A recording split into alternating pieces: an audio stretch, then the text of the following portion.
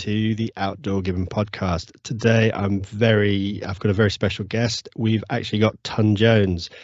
You may have seen him on things like Auction Hunters. He's also the director of research and destruction for Airforce Airguns. Welcome, Ton. How you doing? Absolutely wonderful. Thank you for having me on. No, thank you. So let's get started. And can you tell us sort of a bit about how you got into shooting and things like that, and your background and where it's come from? Uh, Shooting was one of the earliest memories of my childhood. It started with my grandfather and my father as a kind of a rite of passage growing up. We weren't allowed to go hunting or backpacking with my father and my grandfather till we were efficient with a air rifle. We actually started out with an air rifle that he had bought out of a catalog, Sears and Roebuck. Oh, right. Okay, cool. Yeah, and it was Silver Streak, Benjamin Sheridan Silver Streak 20 cal, and he would set out old pull top oil cans at like 5 meters, and we would have to shoot them and hit them 5 times and take a couple steps back, shoot it again 5 times without missing. And once we were efficient to a certain amount of steps back, my grandfather would take us out and my father would take us out and get those huge marshmallows of fluff that they sell here in the US, and he would throw it out in the stock pond. All And we right. would have to be able to shoot the marshmallow with that 20 cal. And if we did that, then he got a little bit cheeky because he would take his foot and tap the water and make it bounce. Oh, fantastic. So, yeah, that was how we started with the air rifles. And once we were successful, we were able to go to like rim fires Okay. and step our way up from hunting rabbits and small game to center fire and go deer hunting, bird hunting. And it was just a natural progression. Yeah. Because obviously, the US and the UK we're sort of completely different with the way that firearms and gun law works. So yeah, every child really learns about firearms from an early age, whereas over here it's very different. You find that a lot of people are much more reserved now about guns, and it's all, well, it just seems to be our national press thing. It's guns are going to kill you. It's like, well, it's not the gun, it's the person behind it, isn't it? Exactly. And that's when we grew up, it was nothing for me to it was absolutely different than the way it is now.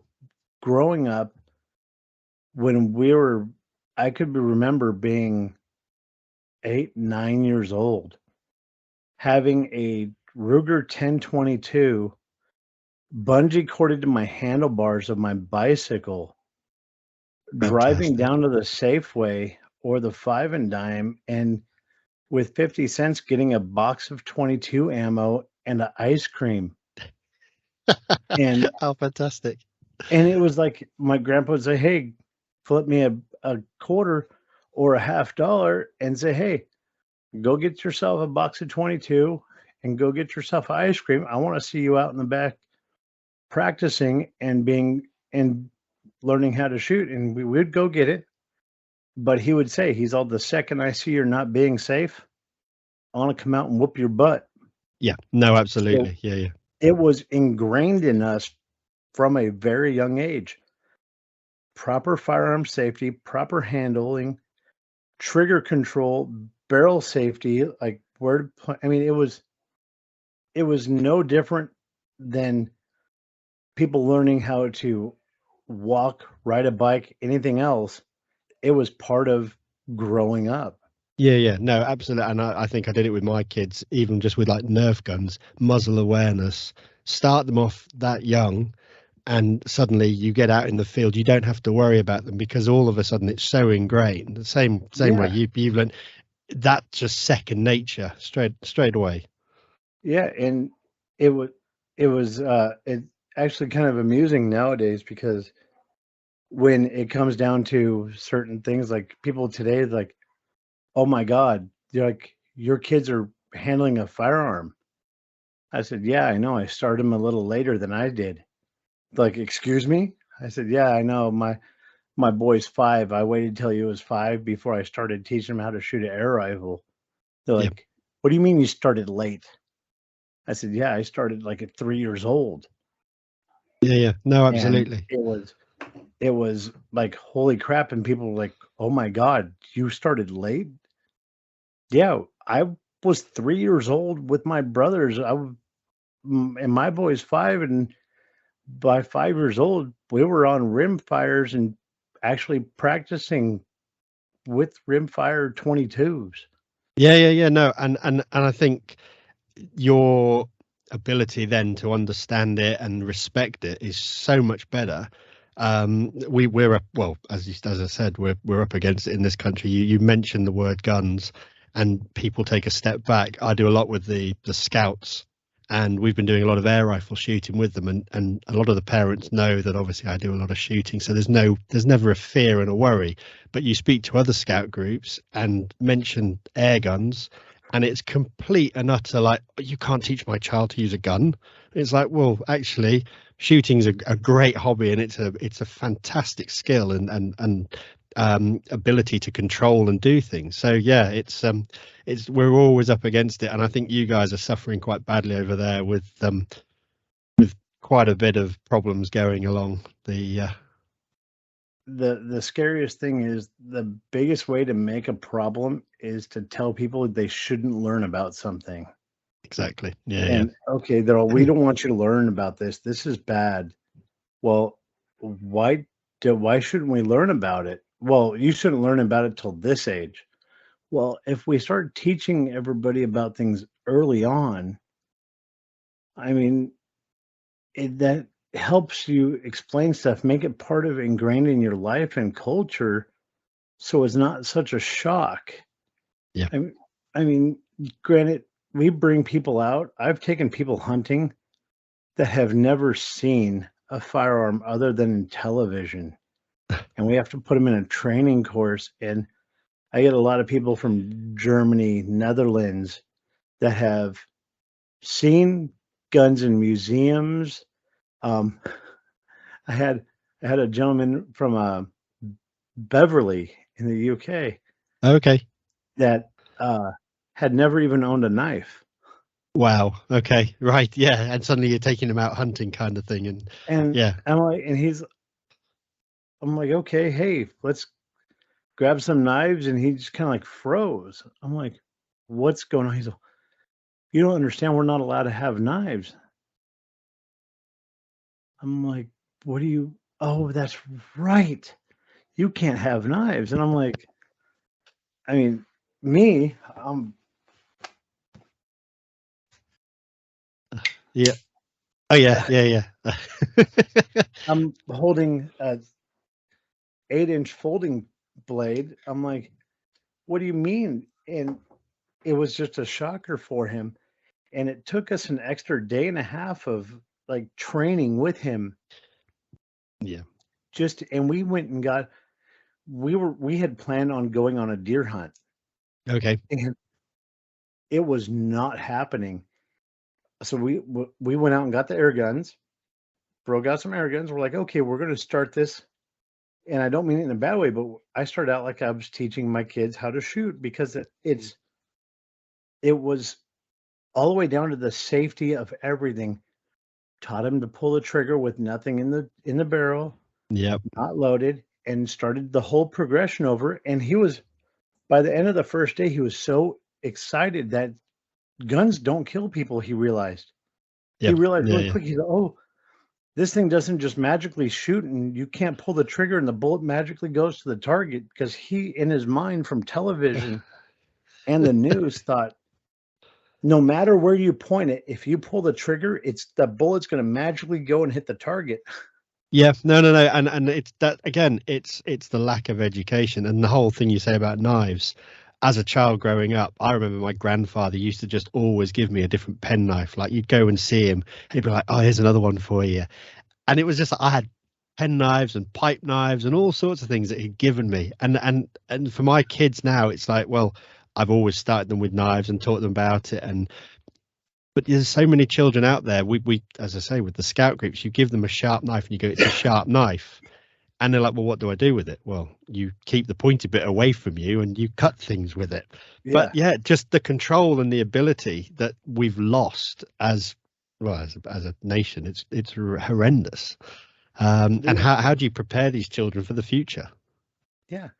We will beat it to death that you're not supposed to run with scissors. Yeah. But at what point do we really in life, hey, I'm sitting down at a desk cutting a piece of paper, I want to get up and do a 100-meter sprint. Give me a freaking break. At what point is that really necessary? But okay, hey, how to properly use a pocket knife. In life, when you're opening up boxes, if you're at work, you're like, you can go into almost any place of business in the US, someone is going to have a pocket knife. It is a utility tool here to cut boxes, cut things open. I mean, I still have that is hamburger and steak residue on my pocket knife. Fantastic. I'm like, but there's tools that are out there that will help define this world. Yeah. No, totally. Are now like the evil. And let's forget about the people behind it. Forks didn't make people fat. People made people fat. Yeah. I have a gun that's on my wall that is an ongoing joke. It is absolutely, my friends come over and we had a camera on it for the first year and a half. I think we took it down at 516 days that the gun had not gone off the wall and killed anybody. Fantastic. And we took the bullets and put bullets all around it. And we said, oh, like it was like day 299. The gun is still not got off the wall and killed anybody. It must be a good gun. It must have been raised right. It must have been raised with ethics. And I'm like, well, let's go get a bad bullet and put it in with the good bullets, and let's load it and chamber it and put it back on the wall. Now it's loaded and cocked, and still it has not got off the wall and killed anybody. Exactly. And I think that was, well, we had the airgun ban, not the airgun ban, we had the handgun ban occur in the UK. Now, that took away a lot of clubs that were genuine people wanted to shoot. However, our biggest crime rate now is illegal handguns. It's like, where have all these handguns come from? But there's certain parts of the UK you could go to, and if you know the right people and you ask the right questions, you can get an illegal handgun. And it hasn't taken them off the streets. They're still there. The people sitting on those fancy cushions in mahogany rooms making rules are not smart enough to realize that criminals don't care what you put on paper. No, exactly. They really don't. And it's like, oh, we're gonna send you to jail. And they're like, well, let's see. I'm unemployed. I have nothing going for me. You're going to give me a place to sleep. You're going to feed me. And for the most part, it's not that horrible because I have more rights in jail than I do out on the streets. What's the downside? Because criminals don't care about what you put on paper. They're going to do it anyways. Exactly. Yeah. The law-abiding citizen is the only one that follows the law. We're the ones that always get, basically, we lose something else, and that's how it goes. And it seems that nowadays the sad part is the people that are writing these laws are making more and more law-abiding citizens criminals. Yeah, they're writing more honest citizens of every country. They're writing them into criminals. Pretty much. If you do, yeah, totally. And it's quite sad. Anyway, let's dive back into where we were. So obviously types of hunting, what's your sort of main go-to for hunting? What do you enjoy doing? Is it going after deer? Is it going after wild boar, pigs and things like that? I absolutely love uh, exotic game hunting here in Texas. Deer hunting is fun for me, but Yep. it's very limited season. And unfortunately, deer hunting here is right in the middle of it's August is the opening of archery. Okay. Then you Yeah. have Yeah. a brief moment for September, October. It opens and closes depending on the state here in the US. Um, and what happens is it lands right between our air gun tournament season. So Right. I don't get to go out. Then the moment I get to go out, it's the US has Thanksgiving, then it's Christmas. So it's really hard for me to go deer hunting. Right. But I've actually been able to harvest a deer the last 2 years with the bumper of my truck. Fantastic. It's a bit different to taking it out with a rifle, but hey ho. Yeah, and the game warden here laughs. He's like, "Ton, you really should stop filling your deer tags with your truck." I said, "Yeah, I know. Thank you." He's all, "It's getting very expensive." But for me, exotic game hunting like oryx, I like axis. Axis is one of my favorites. Black buck, Okay. um, red deer, because it's open year. When it's an exotic in Texas, it's year round. Oh, cool. Okay. And if it's an invasive species like pig and boar, it's year round. Right. Right. So there's no tags needed for boar or anything like that. It is basically classed as a vermin type of thing. Yeah, pigs are a nuisance species, and some ranchers will actually invite you out to come eradicate them. Oh, cool. Okay. So it's an absolute blast. But when it's coming to harvesting for when I go out to harvest for food for the family, I go after the big ones like red deer, Okay. um, and axis or oryx or a nilgai, something large.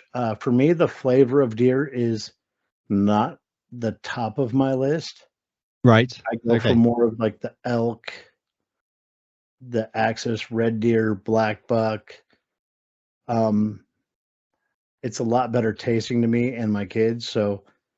And I want to get a bigger exotic game animal so I can take one or two and feed my family for the year versus having to shoot six whitetail and be like, oh, Yeah, it's a bit like we shoot. Obviously, we've got the roe deer over here, which are quite small.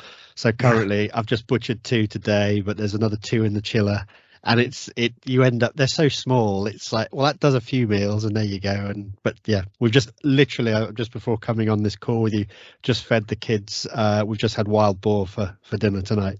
oh yeah. See, and my kids didn't know what store bought meat tasted like till their first birthday. Yeah, And on their first birthday, they got a rack of lamb, right. and they were like, "Well, that's not bad." And I was like, "Okay." The first time they had a store bought hamburger, they were so mad at me. Really, yeah. Just the difference in taste and everything about it. Oh, my oldest was so disappointed. He looked at me, he's all, "Daddy, this does not taste good." He's all, "Actually, it's quite disgusting." I was Oh, fantastic. I was like "That's a hamburger." He's like, "No, it is not. It is bad." But that's really good again, and that obviously, yeah, you provide all the meat for the family and things like that, and that's what I try and do here. We've got chest freezers full of food, whether it be pheasant or partridge, everything along those lines. Just purely because my children don't know they don't have chicken, so chicken for them is pheasant or partridge. Yeah. We get a lot of duck. That we don't use any beef, so everything there is venison. I do a bit of stuff for a few shepherds, so we get the occasional lamb and things like that. So yeah, know exactly where everything comes from that's in my freezer, which is really really important. Yeah. Pheasant is another really good one. I love pheasant. Oh, man. And, we do get wild beef here because we're in Texas, Oh, okay. and, I've had friends come in from all over the world, and I was like, "Hey, yeah, we're gonna have, some wild beef." And that look right there, they're kind of like, what is wild Wild beef? beef. Yeah, exactly. What is wild beef? And everybody thinks, oh, well, cows on these big farm and ranches. I said, yeah, but I'm all, there's cows out like Watusies and Texas Longhorns, and there's cattle out there that are not grain fed. They're just, and people are like, oh, grass fed beef. I was like, no, that's not quite how it works. And that's just a marketing ploy. I said, let's go get a wild cow. And they're like, oh, well, that's not fair. They're just so friendly and sweet. I said, okay, sure. We took this guy out hunting, and I was like, hey, there's a wild cow. So why don't you pull up in the pasture and get him to feed out of your truck? He pulled up and he went to go to walk up to the gate, and it charged the gate and smashed the whole front of that gate, and it took off in the field. We spent the next 4 days trying to find it in 5,800 acres. I was going to say, it's not, when you say field, it's just like, yeah, half of the UK kind of thing. Oh yeah, it to cross this ranch. People are like, "Oh, you're hunting on a ranch." I said, "Yeah, we're hunting on a ranch." To go from one gate to the next is an hour and a half drive. Good grief. Yeah. Yeah, you go drive for an hour and a half through the off-road and brush to get there. Yeah. And these animals are probably not seeing anybody. They're out there. They're just, that's it. They're just exactly as you say. They're wild beef at the end of the Yeah, day. it's wild beef, and they're like, and people are like, "Well, how did they eat?" I said, the stuff in the wild. No, but no one's out here to feed it like grass and hay. So where do you think the grass and hay come from? It's called coastal alfalfa. Well, it comes in big rolls, doesn't it? I said, yeah, it comes from those wild fields out there. Yeah. Oh, But that's society, isn't it? I think society's taken a massive disconnect from actually the process of having to say that Disneyfied character of a cow or a lamb or a deer is actually that piece of meat that's on that little polystyrene tray. And yeah, that's the biggest problem. Disney has a lot to answer for. dude, that struggle is real. People don't understand. And people make that joke all the time. They'll, why do you have to go hunt? Why don't you just go get meat from the store? They have plenty of it there. Yeah. So where do you think it comes from? The cooks in the back. I'm like, oh wow. But that's the problem. I think we as hunters have that responsibility, that we know exactly what we've done and we take responsibility for the animal that we take and we give it great respect. A lot of people don't want to have that almost guilt and I think on their hands to say that they've actually been out and that piece of meat had a life, but they just see it on a plastic tray, and as far as they're concerned, it's just a piece of meat. Whereas actually we as the actual hunter really do we probably have more respect for the animal than anybody that just walks into a supermarket and buys a piece of meat off the shelf. Oh yeah, without a doubt. People have a huge disconnect. They think when they go up to the supermarket or the fast food, they never put two and two together that chicken nugget or that hamburger patty or whatever they're eating, that taco, probably less than 60 days ago had eyes. Yeah, totally. And it moved or Yeah. barred and wandered around the place. Yeah, But I hate to break it to you, but that was part of an animal that pooped and peed. yeah, Just telling yeah. you. I know, and I think I don't know. I don't know where this turning point in the modern world actually came, that we really have kind of flipped on it completely. All right, yeah, the rest of the world, you go to China and places like that, no problem at all. They understand that the piece of meat that they're eating, yeah, it lives in the shed and it lives below the house, and that's going to be dinner tomorrow.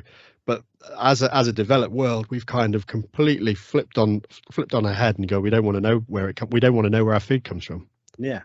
With all the technology that this world has, there's quite a few countries that have had a major disconnect in technology where they like they'll research the hell out of anything but where their own food source comes from. Like we go into it all the time because as hunters and sportsmen, the biggest conservation of land and wildlife in the world comes from hunters. Yep. Yeah, The totally. most the most money put into land and wildlife conservation, because I'm on both sides. I've ran wildlife rescues. I still to this day do wildlife rescue and aid in a lot of government agencies and helping them do animal removal and relocation, and I hunt.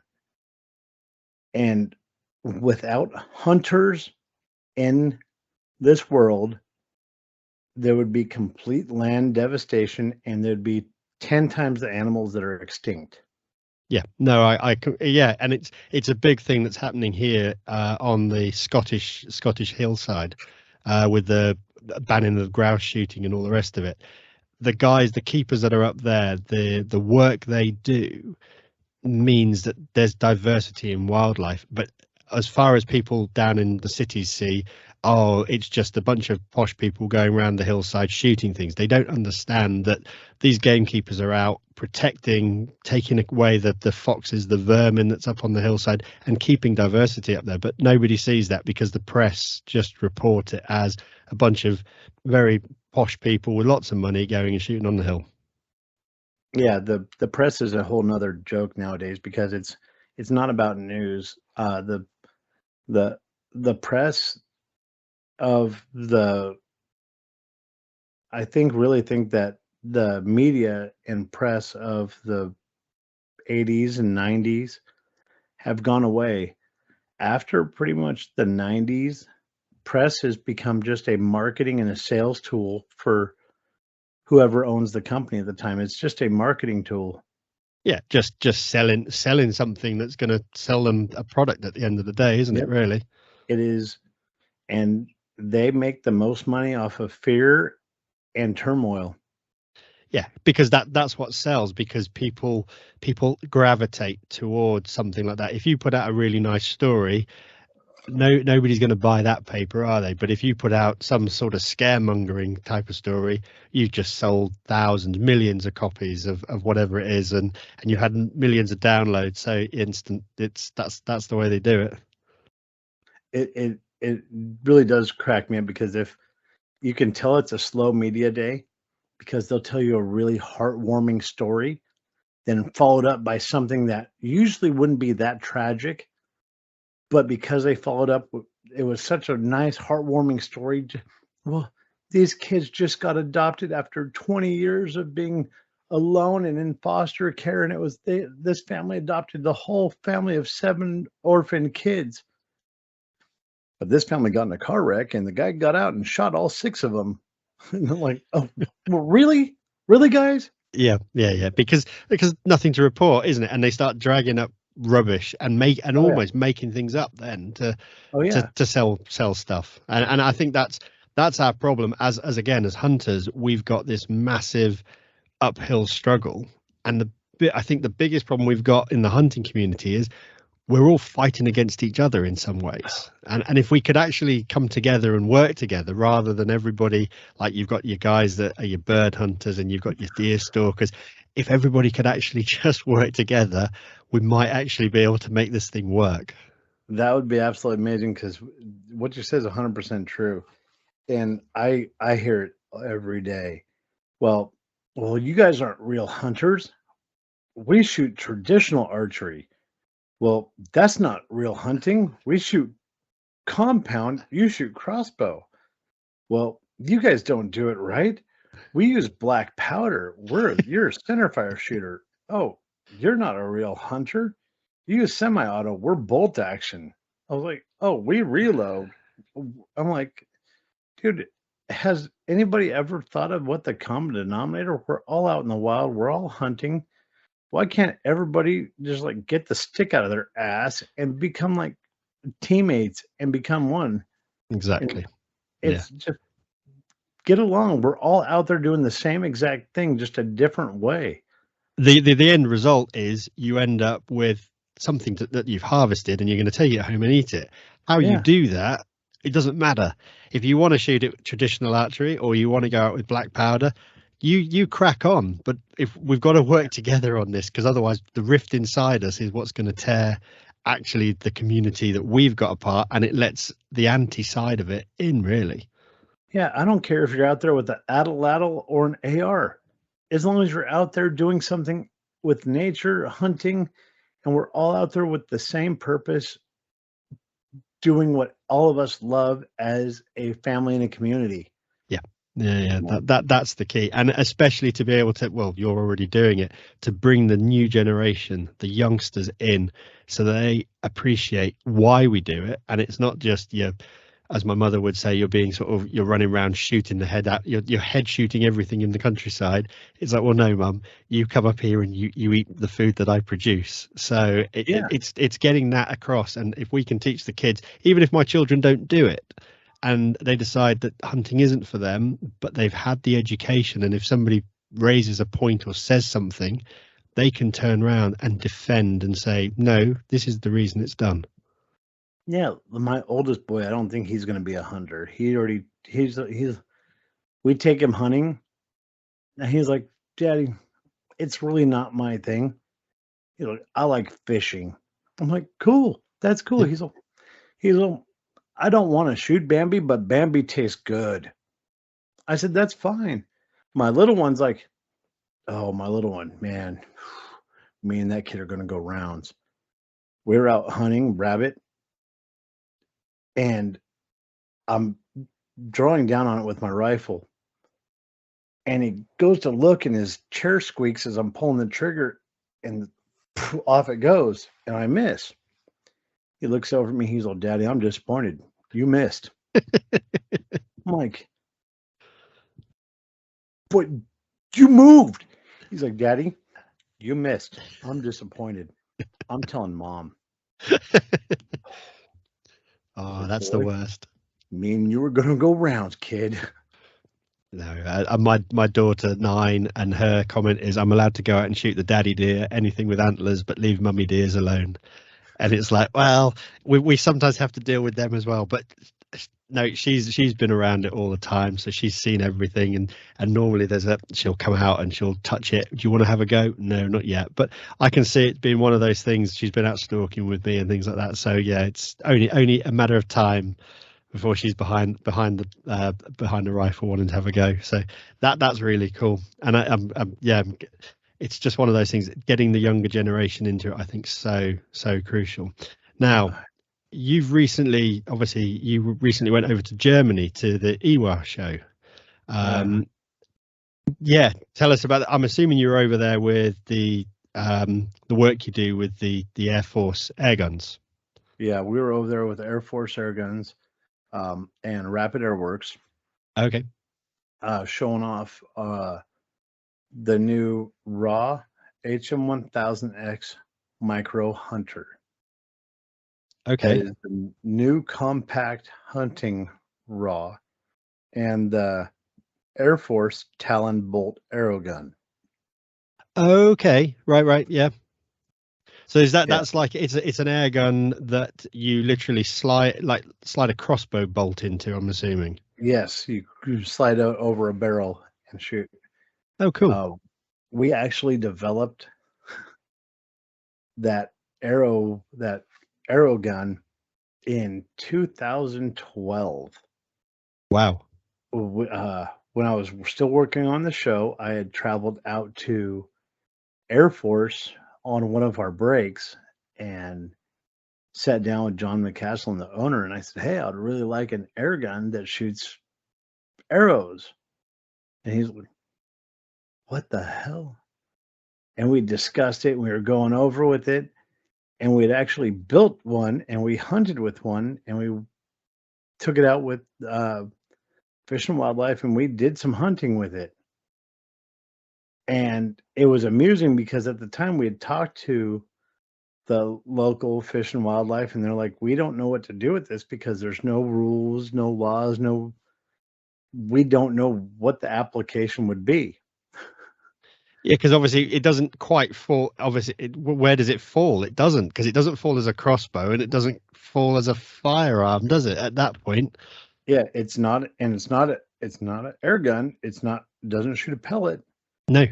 It doesn't shoot projectiles. It just shoots a bolt, but it's not archery. And there was so many weird things it didn't do. So while we were working on that and waiting for an answer, we had actually developed that Texan air gun, the 45 Texan.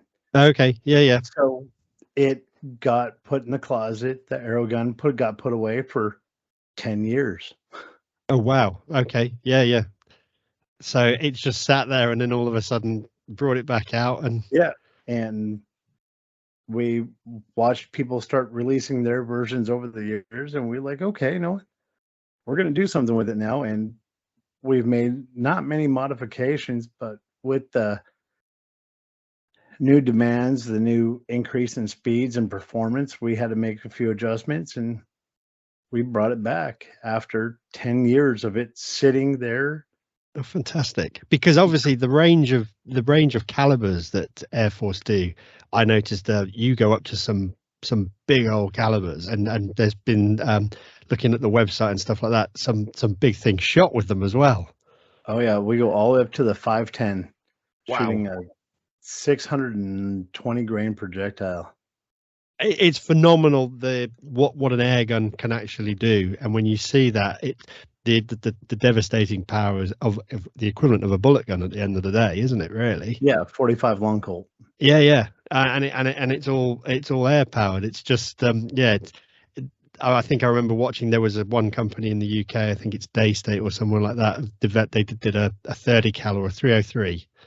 Yeah. And you saw them out hunting with that, and obviously people posted it on the internet, and everybody, you can't shoot deer with an air gun. It's like, well, actually, at the end of the day, if it's putting the projectile out with the right velocity and it's giving the amount of kinetic energy it needs, you can. I've hunted a lot of animals I've taken pigs with a 257. Yep. And deer, elk. No, not elk. I took oryx, red deer, black buck with the 308. I've taken nilgai, lots of hogs, lots of ram, over 300-pound pigs with the 45, with the 50.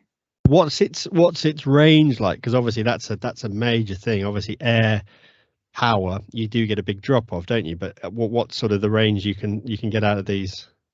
It depends on the caliber, and a lot of it comes down to the shooter's capability. Okay. We tell everybody to keep when hunting with an air gun, it's for ethical reasons. We tell everybody to keep their shots within 100 yards. Yeah. Okay. I have stretched out past that on a hog. With our 45, I've taken hogs at 200. Okay, but Shooting you've 200. obviously got a fair drop off on that projectile after a certain range, then I take it.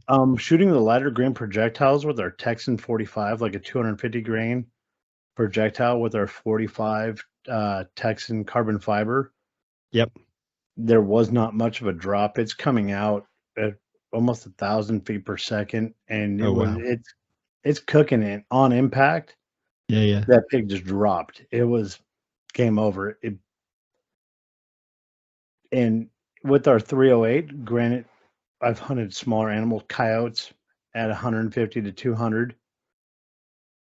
Just fantastic. Devastating.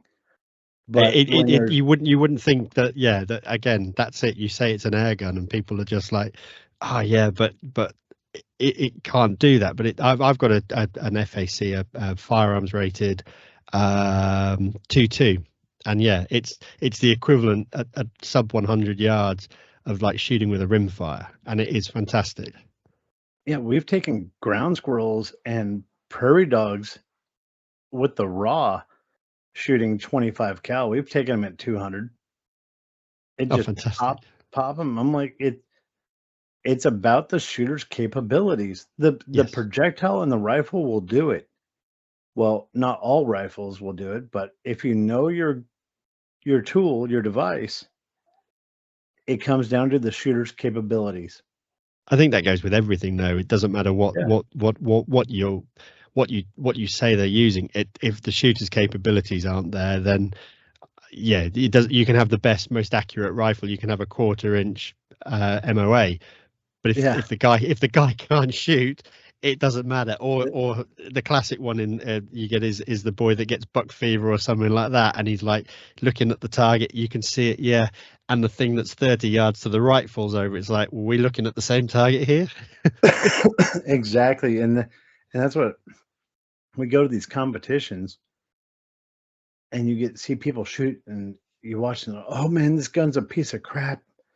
Oh my, no, this is not working. That's not working. That's not working. And I've had bad days at the range. People are like, what happened? And I'll just straight up tell them, well, man, I suck today. And then they're like, what? I said, yeah, I screwed up. So what'd you do? I said, I don't know. The gun's on, but I'm off. And Yeah, it's just own it, because it's not the device's fault. It's not the gun's fault. It's the operator. It's just like going back to what we discussed in the beginning. The gun didn't get up off the shelf and commit the crime.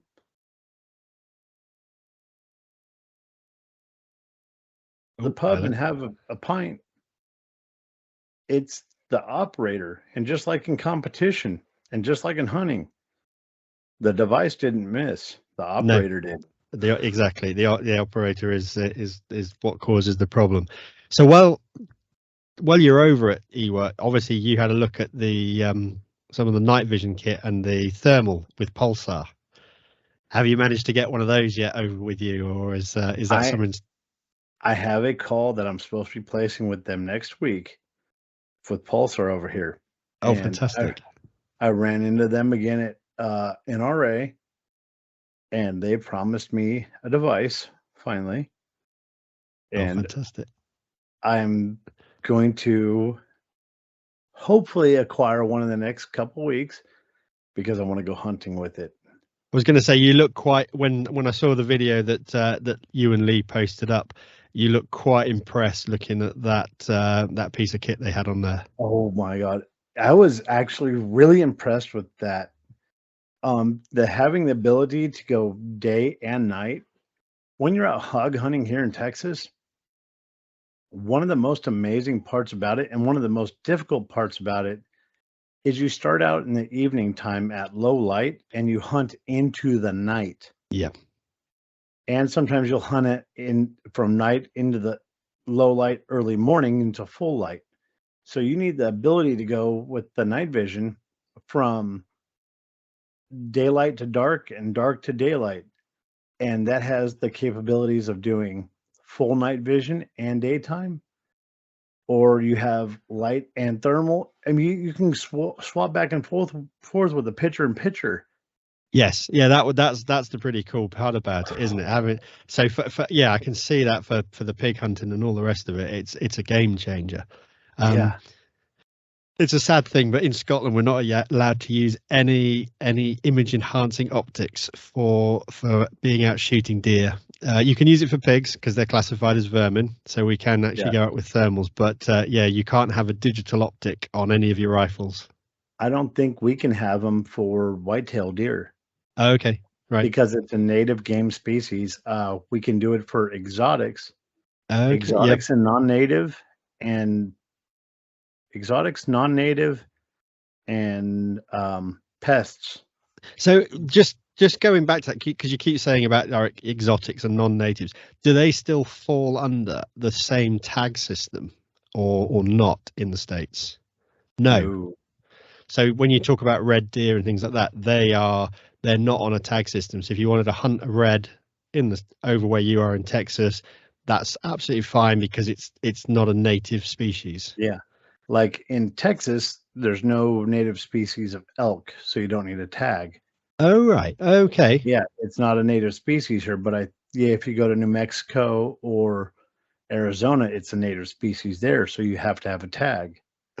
I've always, because it's always been one of those questions about the tag system and how it sometimes works, and I can never get a clear answer because obviously every outfitter says, oh, you've got to have a tag to come here, and if you want, for example, you want to go to Colorado, you've got to have your tag to go after elk and things like that. But I Yes, didn't realize that if it's non-native and it's in a different state, you don't need a tag. So that you does don't answer need a a tag. huge amount of questions, right? Yeah, because pigs, like if you hunt pigs in California, you need a tag, but they're Uh, cheap. Yeah, Okay. So because it, they're not classified as invasive in California. they're not classified as invasive species. They're considered as a native species. How bizarre. How bizarre. Yep. So you cross Pretty. the border and suddenly they're invasive, or you pop into California and they're not. And yes, exactly. So you have to check every state's rules.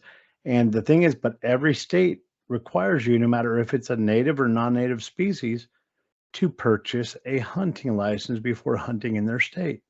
Okay. So that's specifically to each state, you'd have to get a different hunting license. Now, does Yes. that obviously, if you were going out, let's just say taking a bow out, um, that hunting license still, you have to get a hunting license. Do you have to pass any like hunter training for using them? Yeah, you're supposed to have a hunter's education is nationwide for us. Okay. So that's like And the is that the IBET? Because I've obviously done my bow hunting qualifications, so I've got an IBET, an internet whatever it is, International Bow Hunters Education Program certificate. yeah, this is just it's called General Hunter's Ed, Okay, and right. it teaches you firearm and hunting safety. It's a common knowledge class. It teaches you the common knowledge like proper muzzle control, hunting daylight hours for like um, half an hour before half an hour before sunrise. You can hunt. Yep. Half an hour after sunset. Okay, right. Don't shoot. Like if you know that there's someone in this direction, don't shoot in that direction. If there's houses that if you cannot see beyond that tree line and you do not know what's beyond that tree line, Yeah, don't go and stick a bullet down there. yeah, don't toss a bullet that direction because there could be something there. It teaches like the basics, and what it does, it's usually for kids that are 15, 16 years old Okay. getting, and it what it does for the longtime hunters, it's just a common sense class. Yeah. But what it's a really good class for the youth getting into it because at a certain age you need to get your hunting license, Right. and that's part of like the rite of passage is getting before you can get your hunting license you need that hunter's education, which is nationwide. See, again, even that is something that probably doesn't filter across to the UK. The Germans, you have to go through an education program. The Scandinavians do it. The UK, pretty much, you want a gun, you apply to the police force, and they're getting more strict about it now. But it used to be a case of, oh, here you go, have a couple of rim fires and have a 243. That's all you need, and off you go. And there was no real qualifications required or anything like that. Sometimes it was like you might have to have a mentor or things, but again, there's no stipulation and rules in to say that you have to do this for being a deer stalker. I've had people come up that have shot deer for years, and you say to them, well, why haven't you done that? Oh, I've never been taught that. And it's just like it's a scary thought along the way that, yeah, but we just seem to work on that historical, yeah, it's been done like that for years and years and years, and that's the way it will always be done. Yeah, and that's one of the things about being over here in the US is if you want to learn, there's more than plenty of people that are out there willing to teach you. There's plenty of classes in every state, every city, every town. Not just with the National Rifle Association, Ducks Unlimited, but there's plenty of independent nonprofit groups that want to teach and educate. Every law enforcement fish and wildlife truck carries a hunter ed pack, a hunting guide. Oh, There's fantastic. phone apps called Outdoor Annual for Texas. So no matter what state, you can download the app and training guide, Oh, brilliant. and Okay. you can pull up any of these apps. I can pull it up on my phone, and it'll tell you, okay, I'm in this county, inside this state, I'm in this zone. This is what animals are available, and this is the time of year, and this is what you can hunt. And if you want a tag, you can buy it online. That's awesome. That really I suppose that's the thing. It's so well organized, and actually that's Yeah. why there are you get to harvest some fantastic animals. And I think that was the thing that pretty much saved the population of native species out there, was the tag system in many ways. Yeah. And yeah, there's so many people that want to hunt, and that's the beauty of it. The UK, I think it's growing. Deer stalking market is suddenly, it's having a massive boom over here, but the number of deer are massive. But the biggest problem we have is you've got so many, what would we call them?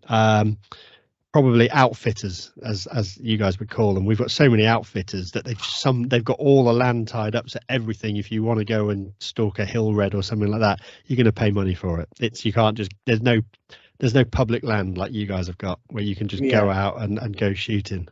Well, that's the big thing here in Texas. There's hardly any public land. If you want to hunt, you got to know somebody.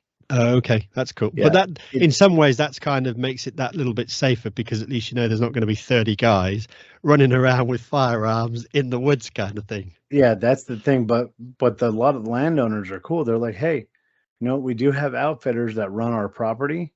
Yep. But they've made it abundantly clear to these outfitters, they come second to anything else. They're like, you know what? I got a friend hunting this weekend.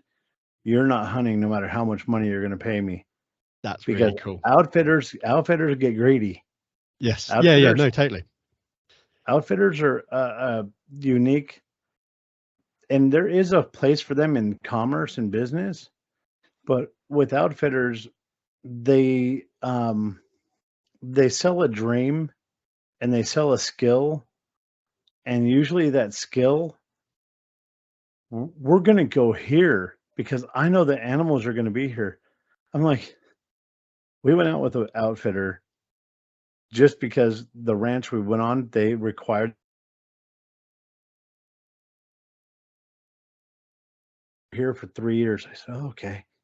He was giving me this big long spiel about how to track these exotic game, and I'm like, okay, perfect. I was like, wow, that's very interesting. He was telling me all these cool facts about how these animals migrate and move.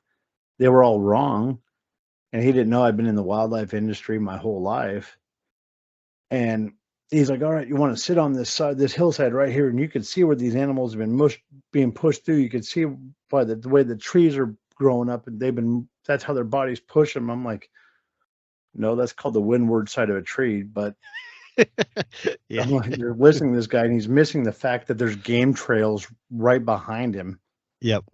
And we're 30 minutes into this guy talking nonstop during a hunt. He didn't shut up one time.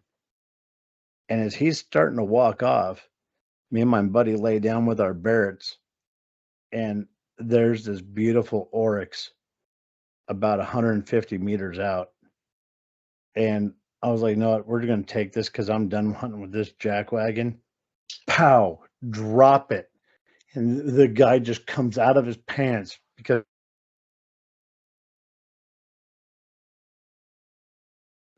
and this thing drops, and he's like, oh my God, you shot it.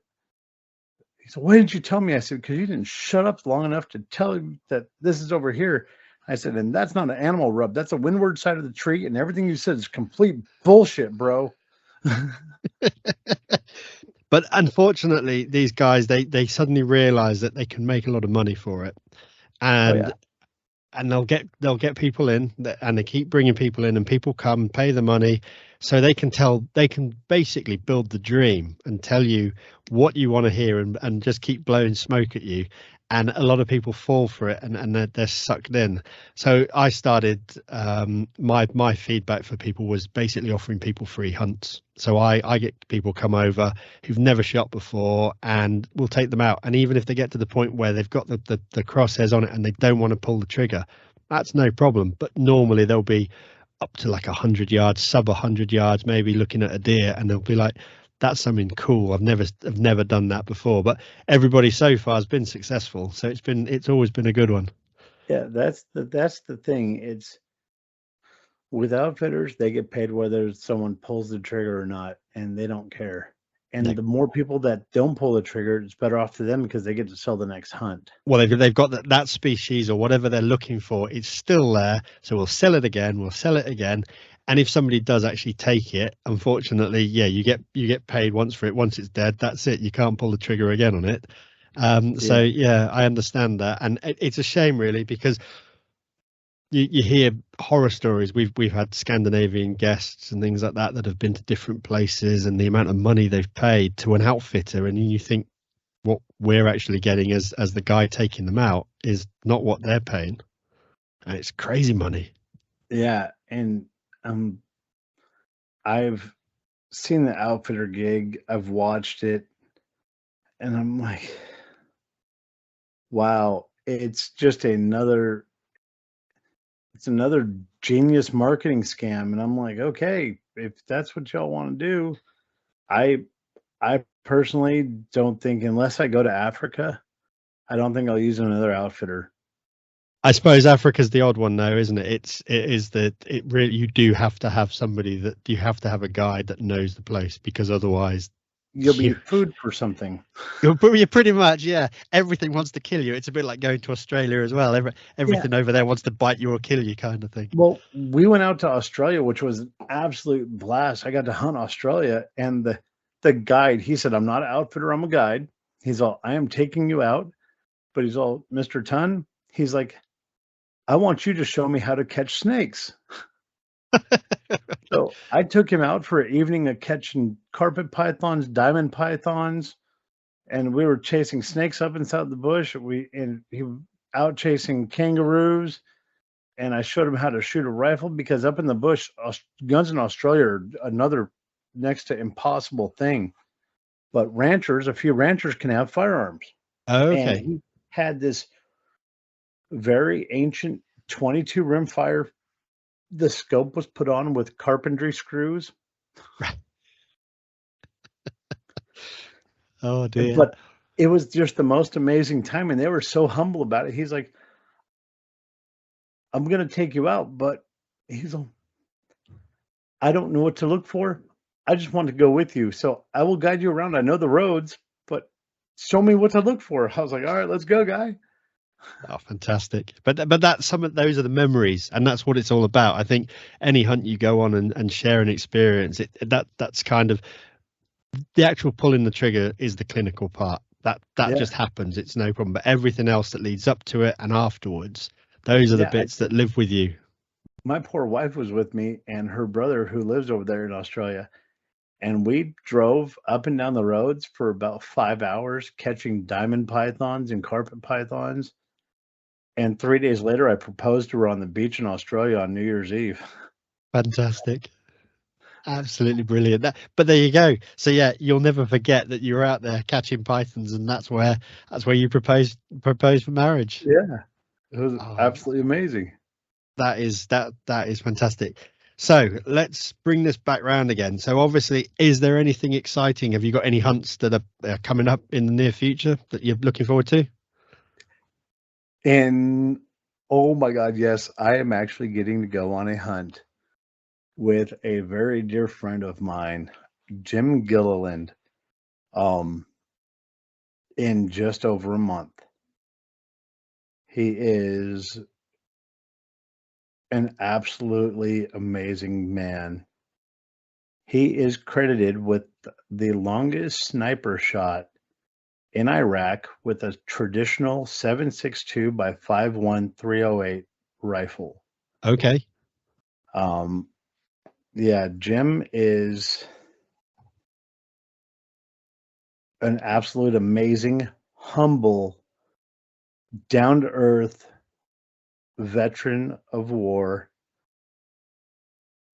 wounded veteran. Um, Him and one other wounded vet.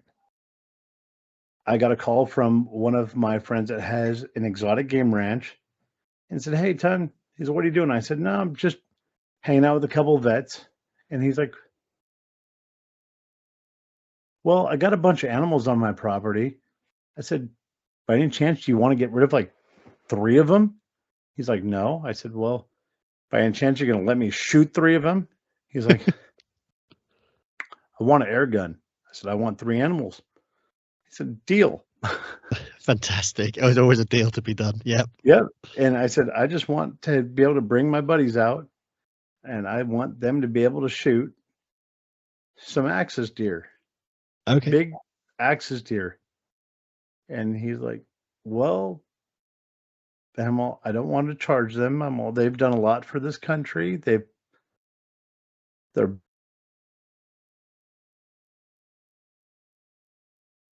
I want to take them out for 3 or 4 days of just happiness and playtime. He's Yeah. like, deal, I'll cook. I said, perfect. I'll see you in a month. And we're going to go out with air guns and hunt axis deer and have campfires and hang out and just have fun.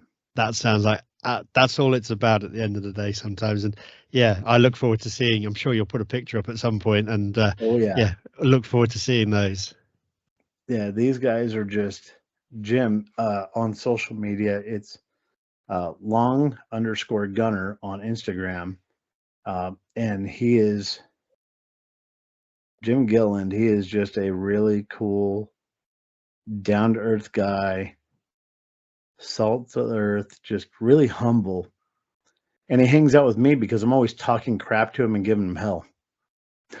That's cool. Hey, Poor bastard. it doesn't matter at the end of the day as long as you have fun, and I think that's all it's about. And I think that most of the shooting world, it's about just sitting there and chatting about rubbish sometimes.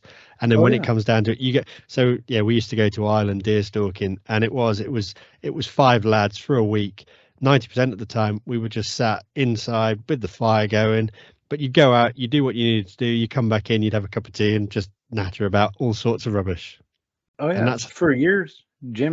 For just over a year, Jim's been trying to get me to understand how all those turrets work because they're all turret turners. Spin the turret, move it back and forth, up and down. And that's the funniest thing because I've had so many eye surgeries, I'm pretty much blind. right. And I will zero my scope, like my center fire or my rim fires. I center my rim fires at 100. Yep. I center my center fires at 200 or 300, depending on what caliber.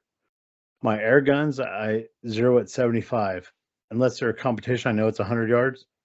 And then everything from that point on is a hold over or hold under or hold for windage. Nothing ever gets touched. And I use first focal plane, so I always know what's center. Right. Okay. And it drives him absolutely nuts. He said, well, this many clicks. I said, bro, my shoes were on it and I can't count that high. And he's like, you've got to be kidding me. He's all, you're going to have to learn this. I said, I've learned my whole life by doing holds. Yeah. And if it works for you, if it works, it works. And he's taking me out. He's like, this many clicks. I started turning turrets. I said, was I going left or right? He's like, what do you mean? I said, I forgot which one I did. He's like, oh my God, it's all messed up. But I suppose that there's definitely a world of people that they like to dial in on their target, and that they then pull the trigger because they know they've moved their zero. But I started off with air guns, and it was holdovers and hold unders, and it as I say, if it works, it works. It works. And he gets so mad because I'll do a hold and it hits. He's like, how did you know where that was going to hit? I said, because I know. He's like, but how? I said, I don't know, because I know. He's like, that's not an answer. I said, well, I don't know, but I know. He's like, okay, so he'll get behind the scope and he'll see a target and he's like, well, I need to do spin, click, click, click, click, pulls and shoots. I said, well, how did you know what to do that? And he explains it. I said, bro, English. So I'm speaking English. I said, no. You sound like you put a bunch of marbles in your mouth and you drink some soda pop and try to explain it to me. I don't understand crap you're saying. So he teaches me he'll tell me how many clicks to go and I hit my target. Then we roll reversal. He gets down behind the air gun or the rifle, and he'll shoot. And if he misses, I said, "Oh, just hold it here." And he shoots and hits. He's like, "How did you do that?" I said, "Well, look at the grass. Look at the things move." He's like, "I hate you." So what? Now you know Obviously, how I yeah, feel. yeah. So what scopes then do you favour? Obviously, on the air guns, do you need something with mil dots or a bit of the Christmas tree reticle or something like that? Oh yeah, the more debris on the scope for me, the better. Yeah, because it gives you something to actually move your aim points up and down at. I need if there was a grid with a bunch of lines and dots all over it, it doesn't even have to mean anything. If there's just someone threw paint specks all over that lens, Just gives you a point to aim at. I Yeah. just need a reference. Yeah. And It's funny, isn't it, how everybody works slightly differently, and as you say, the more information you can have on there, because you get some of like the old Night Force ones and the MTC ones, which literally they're that Christmas tree reticle that gets wider at the bottom and it's just full of dots. But it's great if you know the wind that's happening and you can see the grass moving. Yeah, it gives you an aim point, doesn't it? yeah, and for me it works because an object, you look down range and you've been by how many different objects in your life? You've walked by a stop sign, you've walked by a fire hydrant, you've walked by stumps and trees, and for the most part, you know how thick a tree is in any given forest. They're pretty much uniformed. Yeah, And so you can, if you've walked through that forest before and you've walked that forest your whole life, you've walked that hillside, you know that that rock is a certain size. And if I look through that scope and I'm like, okay, that rock is 24 inches across and I'm 100 yards out, and I look through that scope and there's debris all over it. It could be dust inside the lens. I'm happy because I'm like, oh, between that dust mark and that dust mark, that's how big that rock is. So I know where I'm shooting. It just gives me a point of reference. That's my rangefinder. yeah, no, absolutely. And I think I do that with fence posts. You work out exactly how far a fence post is or something like that, and you go, well, it's 7 fence posts down there. That's 70 yards. Done, instant. And Exactly. people are like, how do you know that? And it's like, well, get your rangefinder. Yeah, it's about 73 yards, and it's just something you know because that's you shoot that land and all the rest of it. It's a point of reference. You've been there, you've gone up and down, and it works because if you take all the knowledge you've used in this world, you've walked by objects, you know the certain height of certain things, the certain thickness of objects, how tall a fence post is, how what's the average span between post to post, Exactly. and what the gap is between two pieces of barbed wire on That's it. a three wire barbed wire fence. You're like, okay, that's a little over a meter high. I know the spacing is going to be about a quarter meter between each one. Yeah, totally. One third of a meter. We can just set this up. I'm like, okay, I know how big this animal is. I know what the distance is. I know what my range is. You can put all the data in without having to do much. Yeah, I find that I think a lot of people now are, well, we've seen it more and more with the digital scopes and the rangefinders. I think a lot of people are relying on tech, and sometimes you can be out, and especially when you're, well, if you're out stalking or something like that, tech doesn't always work. Cold weather, batteries. You're like I've found with my thermal scope, battery power on a cold night, it disappears and it's gone, and you're trying to find another battery, but where's that battery been? Has it been an outside pocket? Has it been an inside pocket? Is it going to have any charge? And again, when you lose it all, you have to, and say you come into the morning, you've got your day scope, you know exactly, I look down that and I pull the trigger and bang, it falls over. Yeah, there's nothing funnier than trying to go on a hunt with people that say, I got thermal, I got night vision. All right, cool. Turn it on a nice humid day when that air is thick. That's it. They're like, everything's red. Yeah. Congratulations. It's reading the air. Air is Yep. thick and hot. Yeah. Or it's misting outside and you turn on your night vision and your IR light is reading every bit of reflective water droplets in the air. Yeah, and that's it. You cannot hunt. Nope. They say that the new thermals have got better, and they do.